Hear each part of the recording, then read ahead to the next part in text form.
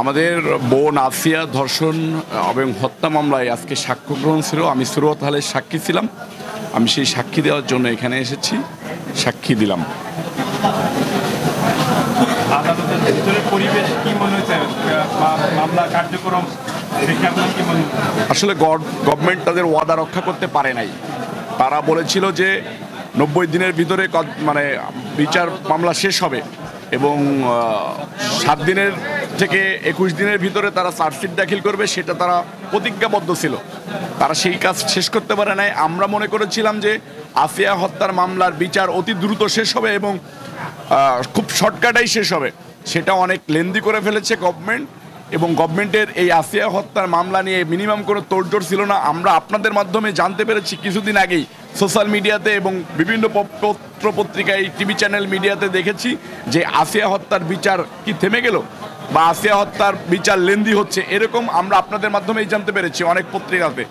আমরা চেয়েছিলাম যে 21 দিনের ভিতরে যেন আসিয়া হত্যার বিচার শেষ হয়, 7 দিনের ভিতরে যেন তদন্ত রিপোর্ট জমা হয়, এবং শুধু আসিয়া না, আমাদের এরকম বোন আর যেন বাংলাদেশের ধর্ষণের শিকার না হয়, সেটার একটা পদক্ষেপ নেওয়ার জন্য। গভর্নমেন্টের হেলামির কারণে বাংলাদেশের ধর্ষণ বেড়ে যাচ্ছে। আপনারা দেখবেন যে আসিয়া যেদিন মৃত্যুবরণ করছে সেদিনই 3 জন লোক ধর্ষিত হয়েছে এবং মৃত্যুবরণ করছে।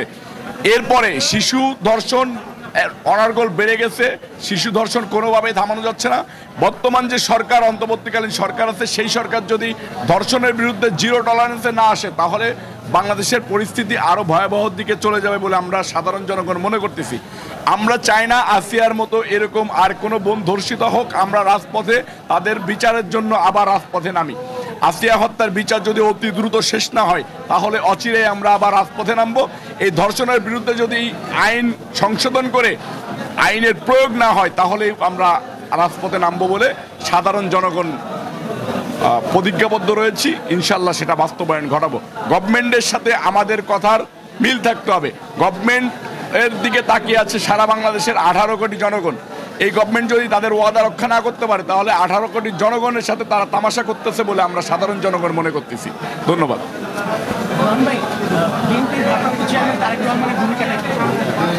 দেখেন, বিএনপির ভারপ্রাপ্ত চেয়ারম্যান তারেক রহমান সাহেব আসিয়ার হত্যার বিচারের জন্য আইন সহায়তা সেল করেছে।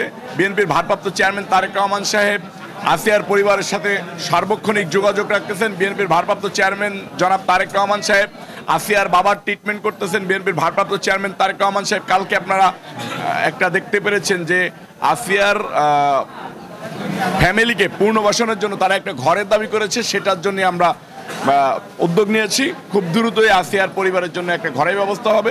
তাদের সম্পূর্ণ পরিবারের দেখভাল বিএনপির ভারপ্রাপ্ত চেয়ারম্যান তারেক রহমান সাহেবের তত্ত্বাবধানে হচ্ছে।